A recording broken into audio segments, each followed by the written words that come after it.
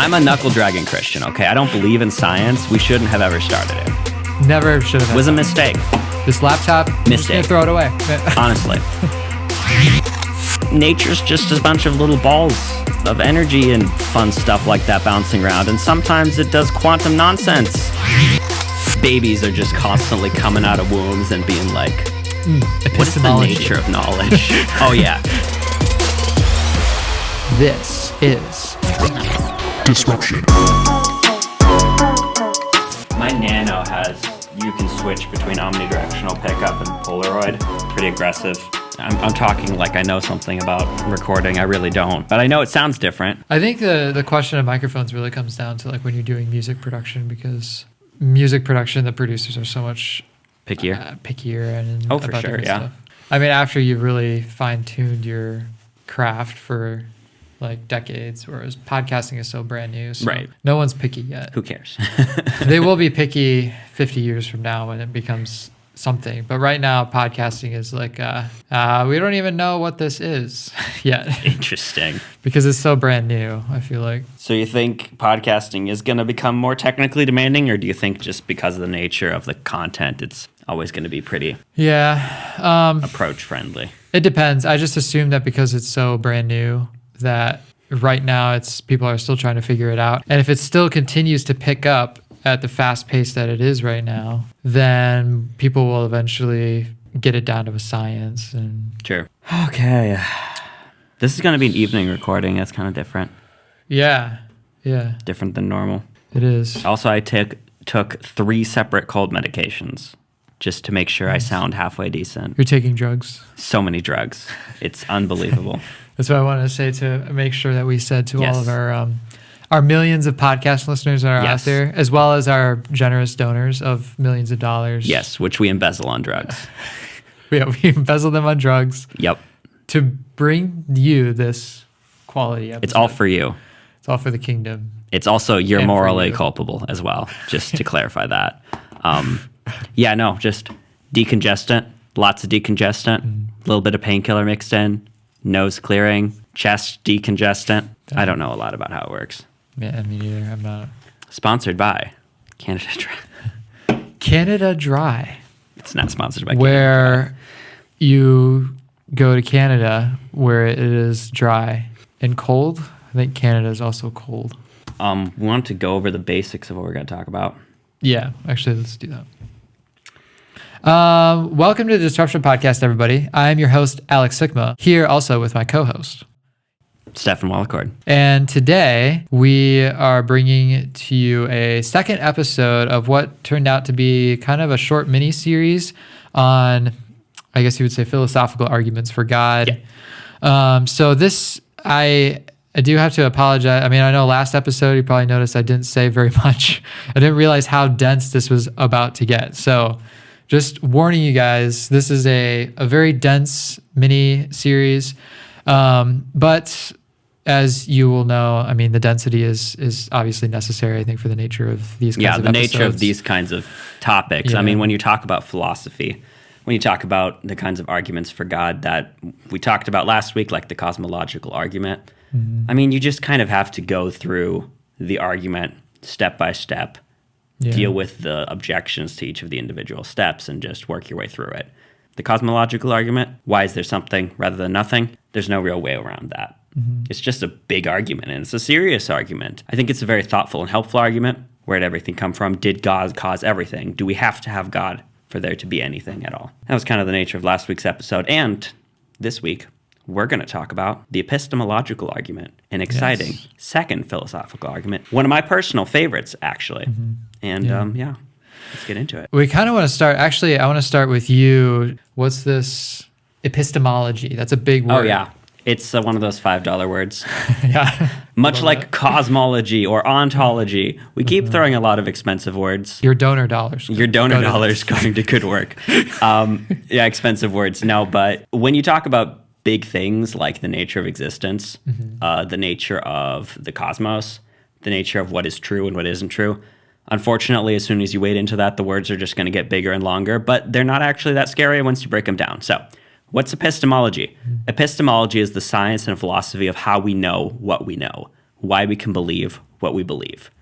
It's basically the study of how do we know something is truth? When do we consider something to be proven true? Things like that. So that's epistemology.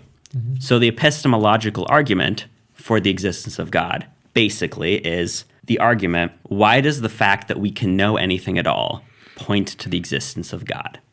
That's the long and short of the argument, honestly. That's why it's called the epistemological argument, because it deals with the nature of knowing stuff and how that connects us to God. Sweet. So we're going to dive in. And I think this is a great intro to our episode. So I'm reading from John 18, starting at verse 33. Pilate then went back inside the palace, summoned Jesus, and asked him, "Are you the king of the Jews?" "Is that your own idea?" Jesus asked. "Or did others talk to you about me?" "Am I a Jew?" Pilate replied. "Your own people and chief priests handed you over to me. What is it you have done?" Jesus said, "My kingdom is not of this world. If it were, my servants would fight to prevent my arrest by the Jewish leaders. But now my kingdom is from another place." "You are a king then," said Pilate. Jesus answered, "You say that I am a king. In fact, the reason I was born and came into this world is to testify to the truth. Everyone on the side of truth listens to me." "What is truth?" retorted Pilate. With this, he went out again to the Jews gathered there and said, "I find no basis for a charge against him."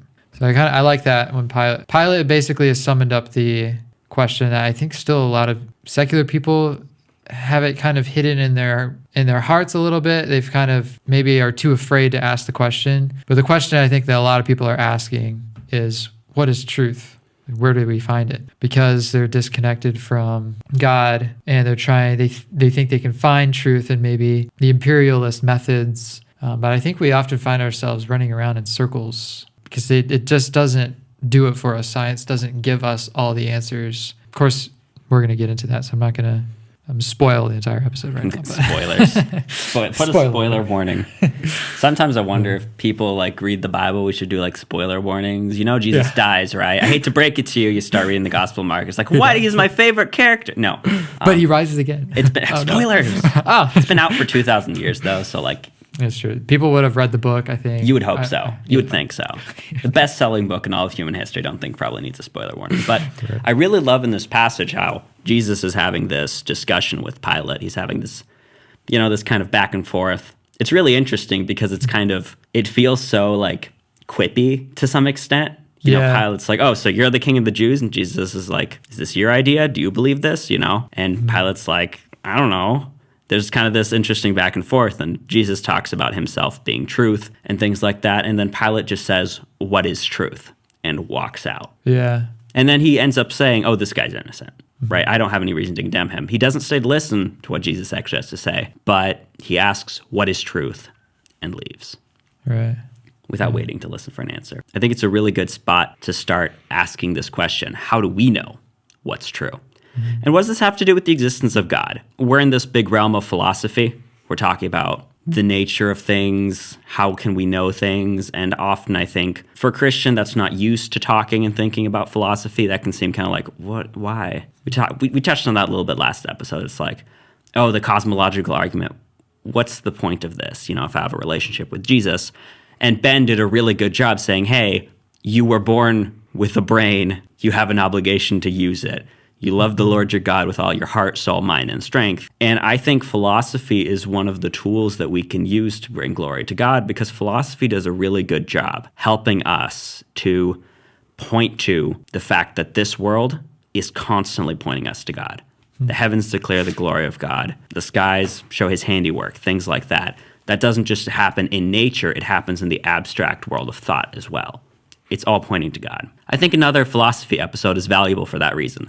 It helps us think deeply about the nature of the world and connect it to the God of the Bible. So, what is truth?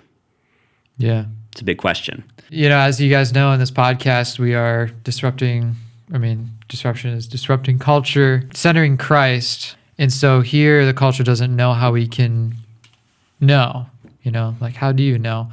How do you know or things? learn how do you How do you know things? How do you learn? How do you know things? We don't have a concrete answer, but the nature of the Christian worldview is that, like you said, what Ben is saying, was we should, as a Christian, I think we need to know these things. Yeah. So talking about how does the world approach, the world, right? How does the secular world largely approach? Yeah, or the world in general. Studying the universe in general. And I think for a lot of people, if you ask them, okay, how do I know what's true? And they're like, okay, well, science. I have a bachelor's of science degree. I am by no means anti-science. I want to make that very clear right off of the bat, okay? This is not an anti-science show. Just because the mole men are real doesn't mean I'm stupid, okay? No, just kidding. No, this is something where in the modern West, we have a big emphasis on science helping us find out truth, right? We have methods, we have studies, we have specialists, we have experts, and that is awesome when you actually look at it historically, and we're going to touch on this probably again later. A lot of those fields come out of Christians trying to study the world seriously, but spoilers, right? So, science. Where does science get you? Well, science rests on this idea that we can study the natural world. It rests on this idea that we can observe what goes on, form hypotheses, use abstract thought to reason through experimentation, and draw conclusions, reliable conclusions, using our human minds and the nature of logic and the stable form of the universe to figure out how stuff works. Right? It's the basic underlying concept of the scientific method. We can understand a stable, reliable cosmos, a reliable universe, a reliable natural world with our mind. And as Christians, we would agree with that 100%. Yeah. And the many, many Christian scientists throughout history would have 100% agreed with that. Yeah. Right? But the secularist, unfortunately, has a philosophical problem right at the root of the nature of science itself. Right? Immediately, he runs into this challenging question. How do I know that the human mind can reliably comprehend nature? That is the question at the root of the epistemological argument. Now, there are two authors, both of which spent a lot of time in the 20th century. Herman Bavinck, who wrote Christian Worldview and I think 2-volume Dogmatics, and C.S. Lewis, who wrote the book Miracles, among many others. And they both spent time in both of these books making an epistemological argument that's a critique of secularism and in support of their Christian beliefs. So the argument basically starts somewhat like this. As a secularist, you believe that science, empiricism, and rationality are going to lead you to truth. To some extent, Christians agree with those statements. However, the secularist has this inner mind, the subject, and this outer world, the object, okay? And he has to answer this question, how does he know that a rational human mind is genuinely capable of interacting with an outside reality? You can't really prove that with science because we're talking about justifying the existence of science. You can't run an experiment to prove that the rational mind is reliable. Immediately, you've run into a problem right off the bat. So you're looking for a trustworthy bridge between your mind and reality, essentially, is kind of what we're looking at. So you're saying like the mind is the bridge between yourself and reality? No, your mind is you. Your mind in that sense. And reality, the objective outside physical world is the object of what the subject, which is you, which is the mind, is looking at. So there needs to be a bridge between those two. Right? Or else you can't do science. If you can't reliably, sustainably say, I am a person, I am separate from reality, I am separate enough from reality that I'm not just a cog in the machine, I can make meaningful observations about the universe, but I'm connected enough to reality that I can study and perceive the universe. Both of those need to be true, right? Yeah. And that's where epistemology comes from. Epistemology is the question of how do we know things are true? And that requires that bridge to be gapped, right? Yeah. Somehow. And that's trickier than you think it is because you can't use science to do it. You need some sort of belief that the universe is meant to be understood, is capable of being understood. So to do science, you need to believe that science is possible. And to believe science is possible, you need to believe that the universe is capable of being understood, that the human mind is both capable of understanding from it and capable of interacting with it, that is both connected to and separate from it. And you can't prove any of those with science, like I've said. You mentioned this one time when we were prepping for this episode. Your brain is made of atoms. Yes. Why trust it? Yes. Yeah. And the problem continues to extend itself. And this is the argument that C.S. Lewis makes in his book, Miracles. C.S. Lewis talks about this being free from the natural world and still being able to be connected to it to reason, that the idea of the divine mind, that the idea of God as the creator gives us. And he says the following in his book, Miracles, in the chapter, The Cardinal Difficulty of Naturalism. For him, that is to say, the theist, the human mind in the act of knowing is illuminated by the divine reason. It is set free, in the measure required, from the huge nexus of non-rational causation, free from this to be determined by the truth known. That's kind of a heavy quote. Mm-hmm. But he says that the fact that we're not just made of nature frees us from nature so that we can understand nature.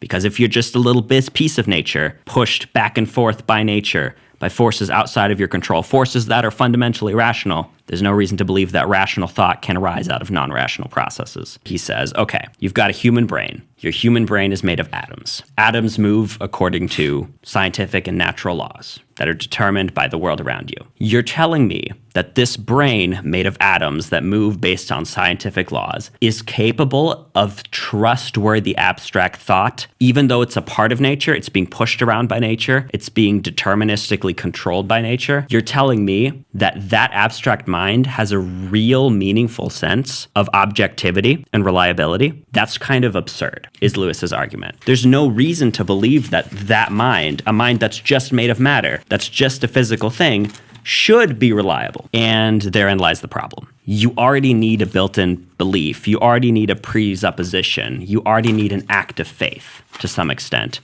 to believe that nature is trustworthy. So in a way, in a sense, are you telling me that science needs something more? Like science needs philosophy? Science needs philosophy. Science needs a philosophy of science to undergird. And that's actually a real field of study, the philosophy of science, right? Yeah. It needs something undergirding it. And imagine you're a baby. You experience the world. You're born assuming that your experiences of the world are trustworthy, right? Like you see a thing and you're like, obviously this thing is there.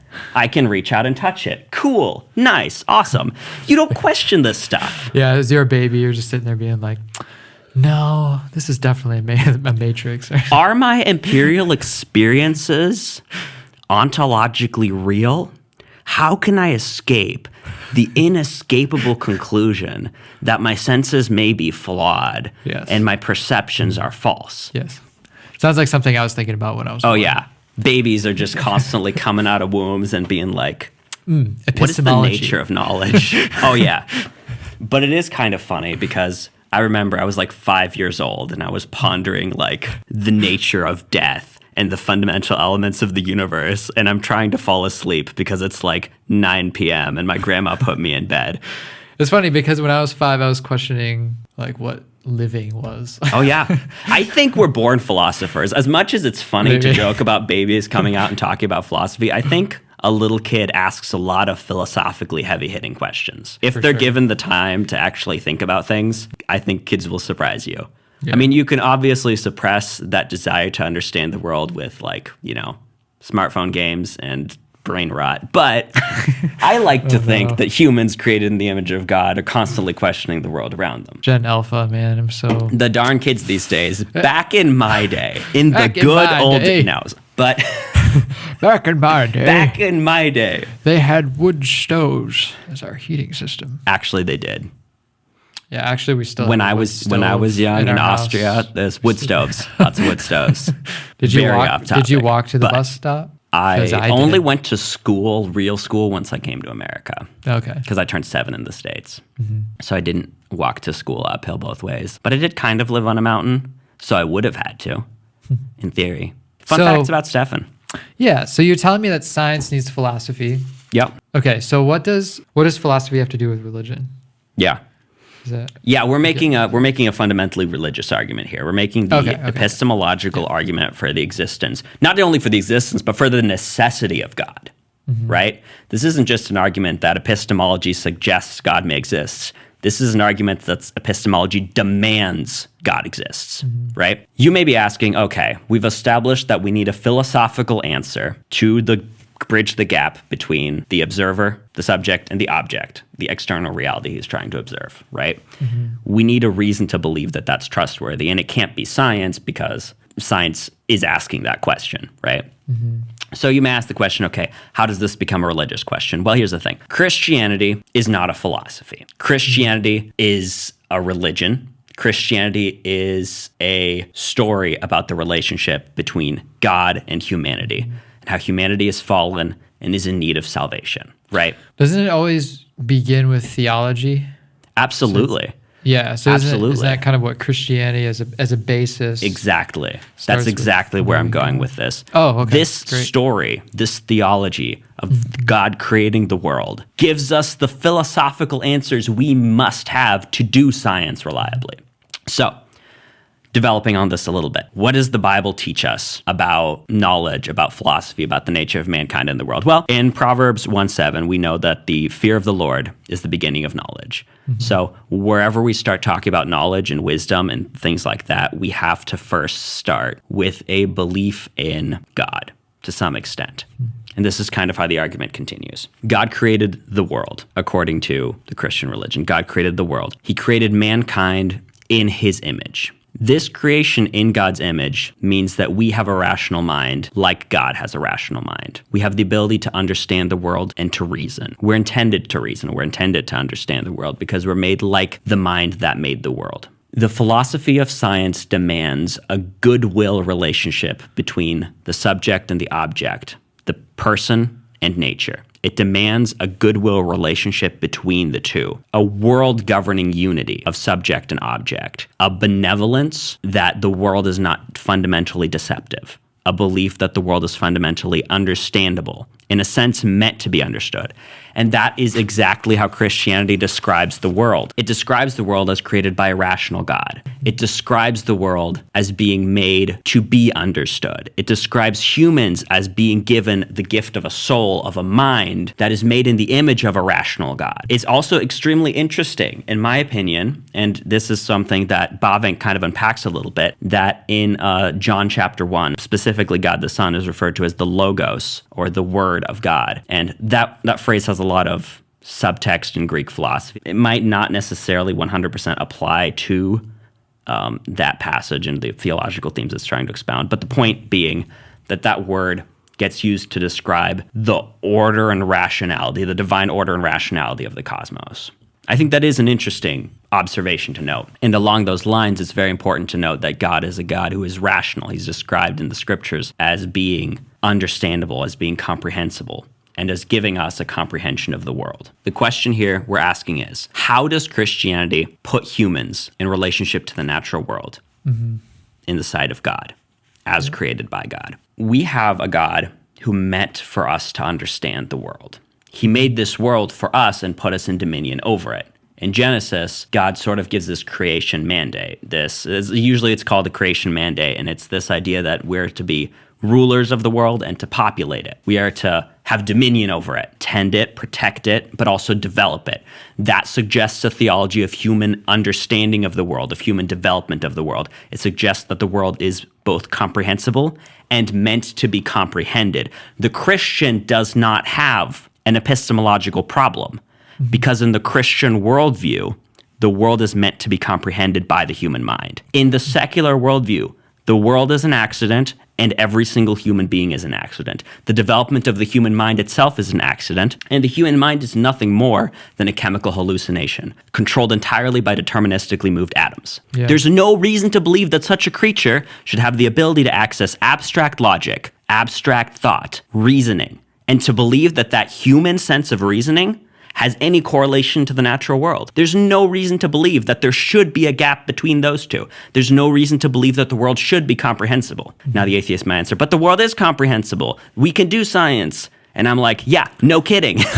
But how does that explain You haven't reality? explained why. Yeah. You've just posited that it works. And I'm saying we have a reason to believe why it works. Yeah. And historically, if you look at the Christians, historically, if you look at the scientists in the early modern era who were studying astronomy, they were studying chemistry, they were studying the stars, what did these people believe?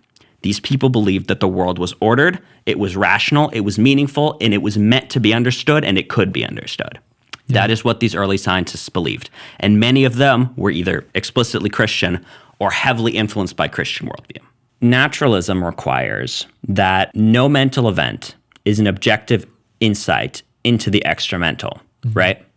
Because your mental processes shouldn't be objectively able to be objective. I mean, they're just matter bouncing around, right? Matter bouncing around shouldn't be able to be rational in a non-meaningful universe, right? But naturalism also demands that the mind is an objective insight into the extramental, because naturalism requires you to be able to do natural science.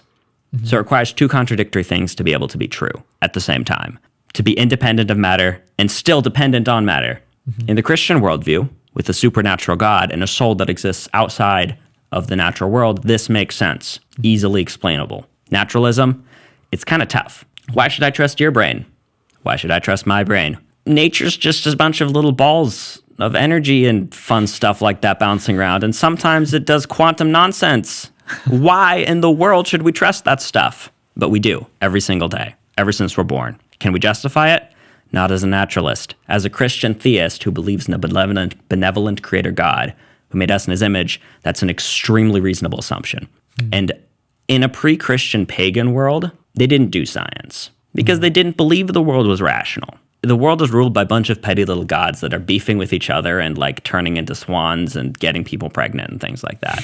Happens all the time in Greek mythology. It's fabulous. It happens all the time. Don't worry about it. Why in that world would you do science, okay? In a world created by a natural God that's orderly and meant to be observed, and a world that we're meant to have dominion over and develop, rationality makes a ton of sense because we are created in God's image. We have the imago Dei. And not only that, we have the sensus divinitatis, we have the sense of the divine, that we do go looking for God. It's like the scientists, the early scientists during the Christian era, you did science to know God, assuming that. And to know the creation that God made, because apparently he put it out there for it to be understood. Yeah. And you know what? We did a great job. But then we really forgot why we started doing it, why we could trust it. And we're kind of back to this awkward postmodern square one, where the scientists are kind of like rabid empiricists with a disdain for philosophy and metaphysics and think everything can be explained by just stuff doing stuff. And you're like, you haven't asked the fundamental question of why. Why is the stuff here? Cosmological question. Why is the human mind capable of understanding it? Epistemological argument. You're just arguing about the stuff, okay? It doesn't matter the physics of the Big Bang. Right? The question is, why did anything go bang at all? And I'm not making an argument about like the Big Bang's compatibility with Christianity. That's not the point of what I'm trying to say. The point of what I'm trying to say is, if something happened, why? And why do we believe that we can understand it? And those are those rational arguments that don't just present us with a good case for God. They demand the existence of a God for the nature of the stuff we're even talking about. They demand we presuppose God to some extent. They demand we have a level of faith to do anything, to believe anything. And the problem is the modern person doesn't want to have to believe in something bigger than his own mind. He wants to believe that his mind is the greatest thing there is, and he wants to believe that his mind is an accident. And both of those things can't be true at the same time, unfortunately. So here we are again, right back at the start. Yeah, I was thinking of, I have a quote in here from Kepler, who says, I really like this one. He's like, he says, I'm merely thinking God's thoughts after him. Yeah, he was extremely famous in the development of astronomy as a whole. Kepler studied kind of the orbits of planets and things like that, and helped develop us toward a more modern view of how, the planets orbit the sun and each other and all that kind of stuff. So he was a crucial step in the development toward that. Did a lot of late nights on the telescope back in the olden days. Now we're doing late nights on Disruption. We're recording this at like 7:30, okay? This is very We're very dedicated. We're so dedicated. Kepler should join us. Even. Kepler should join us. I would. There's an interview guest. We'll have a seance and invite Kepler on. That's a sin. Don't do that. You can cut that out if you want. I have an idea for a podcast where I like interview these people from the dead, but really I'm just taking their old voice memos and I'll listen to the voice use memos, AI. and then I'll just like reverse engineer the questions out of them. So like I'd be asking the question, and then I would play their voice memo, and it would sound like I'm interviewing I've someone. trained an AI chatbot on the sum of Thomas Aquinas' writings and will now interview them using deepfake technology. The world is a mistake, and technology should not have ever been created. The wheel was enough. Yeah, That's all I have to say. Speaking of science, we should have never tried it, honestly. Yeah. I'm a knuckle dragging Christian, okay? I don't believe in science. We shouldn't have ever started it. Never should have had It was a science. mistake. This laptop, I'm just gonna Mistake. throw it away. Honestly. But the irony of making that statement, and that's kind of the public reputation Christianity has in the public sphere nowadays, very anti-science. You look at the people who developed science, Christians. Yeah. And that's not like historical revisionism. You should look these guys up. Like Isaac Newton, Johannes Kepler, even Galileo, who feuded with the Catholic Church a lot, mostly over philosophical reasons, funnily enough. I mean, they were all existing in a Christian context. They weren't anti-God, pro-reason people. Most of them explicitly believed that the world was reasonable because it was meant to be understood. So I mentioned Bavinck's book, Christian Worldview. He spends the first chapter of the book. Yeah, there's some quotes. Yes, I have them written down. Okay. So in Herman Bavinck's Christian Worldview, which is a fabulous little book that is a very heavy read, and the first chapter is Thinking and Being, where he kind of lays out his form of the epistemological argument. And he basically says that only in the Christian worldview do we get a philosophy that can bridge the gap between the human mind and the natural world, because we have a benevolent God who created them both and meant for them to interlink but still be separate. Science basically fails in its attempt to answer the most fundamental questions of humanity. Science is an amazing tool for studying the natural world, and it does that exceptionally well when used well, right? Right. However, science can't justify why science exists. Science can't justify why humans exist. As we noted in the cosmological argument, science can't really justify why the universe itself exists. It can tell us about why the universe looks the way it does to some extent, why it developed the way it does, how it currently functions, things like that. We can make extrapolations about what the past of the cosmos looked like. All of those things are valid, but it doesn't explain why there's something rather than nothing. It can explain how the something works once the something exists, but doesn't explain why there's something rather than nothing. That's the cosmological argument. Why is there a universe? Because something outside of and primary to the universe must have caused it, right? The epistemological argument is, why can we even study the universe? Why can we even reason about the universe? Why do abstract things like logic and human cognition and even mathematics work? There's an essay, a very famous essay in mathematics with a title of something around the lines of The Unreasonable Effectiveness of Mathematics. And it's written by an atheist mathematician. And he basically is like, okay, so math works incredibly well to describe the universe. And math isn't real. You know what I mean? Math is It's a not series of tangible. symbols that represent abstract, non-existent. I mean, you can argue whether or not numbers exist. It's kind of beside the point. They represent abstract objects or concepts that can be applied to the world. And it works so incredibly well, describing reality. And he basically says, why? Yeah. And this is an atheist mathematician who's asking this question. Why does math work? Yeah, why does this fake math stuff for the in our universe? brains and in our school textbooks accurately describe reality, okay? It's interesting because it could be something else, math explains 40% of the universe, and then the 20% of the universe is explained by love, and then 30% of music is explained by music, and then that's what makes the universe move. But no, it's just math. And math, math is not a complete way to understand the universe, right? Yeah, right. It doesn't explain the universe completely, and math isn't necessarily perfect in the sense that it can create a full system of knowledge that explains everything. There's actually something called there's something called Gödel's incompleteness theorem, which is that you can't create a complete mathematical system, which is very interesting, but besides the point a little bit. It doesn't undermine the value and trueness of mathematics. Besides mathematics, logic and rationality and rational thought, rooted in a rational mind outside of that has created the universe. In the light of a Christian worldview, all of these things make sense. In the light of a Christian worldview, it makes sense that we can make sense of the world. Outside of a Christian worldview, that becomes extremely hard. You're struggling with these concepts of like empiricism and rationality. On the one hand, you worry if you can even trust your senses. On the other hand, you worry if your abstract ideal thoughts are even connected to reality at all. You always have this gap, and you can fall on both sides of the gap. But at the end, you have to bridge it. And it is a theistic worldview that does this best and most responsibly. So science believes it can answer everything, but we have a need for philosophy, because science constantly keeps bringing us to mystery.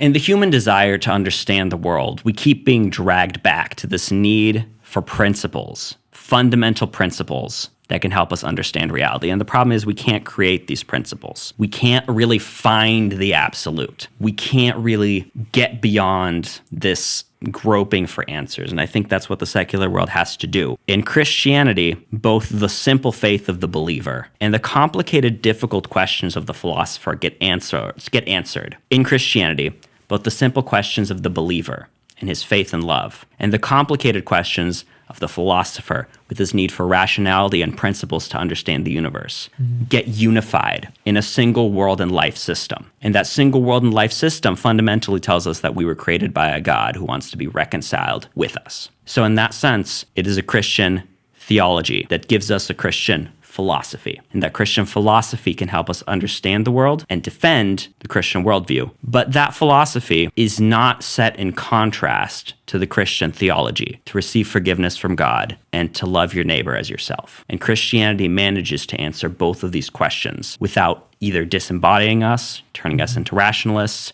or turning us into brain-dead people who talk about nothing but love and kindness and humanitarianism. Mm-hmm. Yeah. Bavinck tells us that the Bible gives us a unified world and life view that answers the questions of both the philosopher and the simple believer. So Bavinck talks about the necessity for divine wisdom to understand the world, for the existence of a divine mind that gives our minds rationality and power and connection. And he says the following: "It is the same divine wisdom that gives things existence and our thought objective validity, that bestows intelligibility to things, and the power of thinking to our mind that makes the things real and our thoughts true." Rooted in God himself is both the existence of the world outside of us and the existence of the mind inside of us. I don't know where I'm going from here. So wait, well, let's slow down a little bit. So this is a big quote. Yeah. Break that down a little bit. So it's like, it's the same divine wisdom. So this is God gives things existence. He created all things. And he created our thoughts that connects to this objective validity. Exactly. So we can verify our existence, basically. Because of God, we can trust that our rationality, our ability to reason, can make sense of the outside world because they were made by the same person. So it's okay. So this helps us make sense of things. And then the power of thinking to our mind makes things real and our thoughts true. Okay. Yeah. Wow. Yeah. It's big. There's this gaping hole in the philosophy of science, if you're a secular materialist, that needs to be filled with something you can't really justify if you just believe that matter is all there is, right? You can't really justify being a rational outside observer of the universe if you're just made of the same stuff as the universe and have no reason to be able to comprehend a probably incomprehensible universe. The Christian story answers that big hole in our philosophy of science. But we're just talking about philosophy pointing us to God in a certain sense, right? But it is the Christian religion itself that points to God, the person, the individual who we can have a relationship with because of what Jesus Christ did for us on the cross. So this is kind of backing it up. For those of you guys out there who love philosophy, and I love philosophy, I'm not as fabulous at it. I'm not as well studied as I'd like to be, but I think philosophy is awesome, okay? Right. For those of you guys out there who love philosophy, remember, philosophy can't give you a connection with God, the person. And God didn't give you philosophy so that you could steamroll other people. So this is a reminder to those of us who are tempted to pride. Much knowledge puffs up. I think we touched on that last time we talked about philosophy. Just on a more personal, devotional level, these are gifts. These are privileges. These are good presents that our Heavenly Father gives us. Philosophy and religion need to be unified for a holistic worldview. And the one God of Christianity both bridges the kind of Gnostic distinctions we make between concepts and reality. It tethers our consciousness to reality. And I have a closing quote from Bavinck that I'd like to read. The same God needed by the pious believer and the philosopher is the one who makes himself known to both in his works.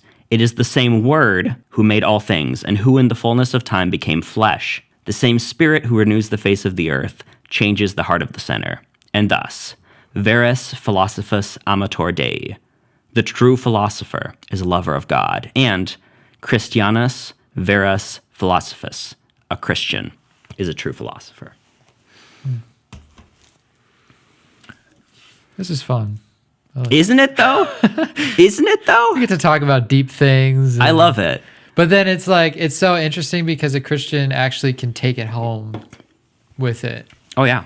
And be like, this philosophy stuff is fun. It's deep stuff. Oh, yeah. Big, explains, we're talking about the universe and all these things. But then to be able to take all these things and just give glory to God with it it's just a good way we can take it home, These are all kind of big arguments. These are old arguments. These are arguments that have existed for at least a century, right? The cosmological argument, the epistemological argument. If you have an objection to this argument, rest assured, somebody has thought of it. Trust me. These are things that are still being argued about in like philosophy papers to this day, right? The Kalam cosmological argument, which is a specific formulation of what we talked about last week, is literally still being argued about in philosophy journals right now. It's fabulous. That's William crazy. Lane Craig, love the guy. So I'll raise my glass. Yeah, raise your imaginary glass. Yeah, his Christology is whack, but his cosmological arguments are fabulous.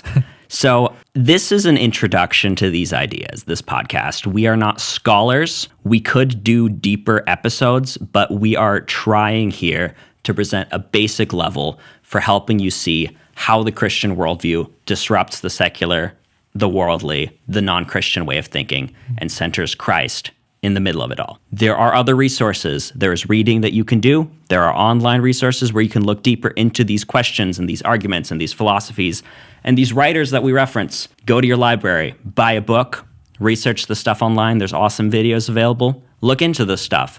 We are not talking about this comprehensively. We won't be able to answer every question or answer every rebuttal, but there are resources available online and in books and in probably other podcasts as well. Yeah. If you think we overlooked something obvious, we might have, but I'm sure there's somebody else who didn't. If you have a question or even a suggestion for a future video that we can handle on disruption, you can leave a comment on YouTube, Spotify. You can DM us on Instagram because apparently we're on Instagram, Yeah. arguably the worst social media platform. Arguably, I'm the worst at keeping up with that one. Under the grace of God, we do our best. Rate us and subscribe if you're interested in hearing this content long term. And always remember To culture on. That's my other. Never mind. That's my other YouTube channel. always remember to culture. That's funny. Have a good night, and remember to culture on. That's cool. I like It that. was such a cool YouTube channel. I want to do it again, but alas, the donors are just not putting in enough millions. The donors are not For dropping me. their cold, hard Benjamins. But in all seriousness, Okay, yeah. Make sure you share, rate us on Spotify or whatnot. rap outro. Let's go. Yeah, we're gonna pay we're gonna pay Kanye West to make us an outro. Get the controversial Christian rappers in here. Let's get Kanye, in. hook us up. You're Christian now, right? Right? Yeah. I thought he was. Come on, man. And Justin Take Bieber. one for the kingdom. We'll see you in the next episode. Catch you on the flip. Stay safe out there, folks. Thank you for listening to the Disruption Podcast, where we disrupt the culture and center Christ. If you enjoyed the show, please consider subscribing on YouTube or following us on Spotify. You can also follow us on Instagram. We'll see you on the next episode.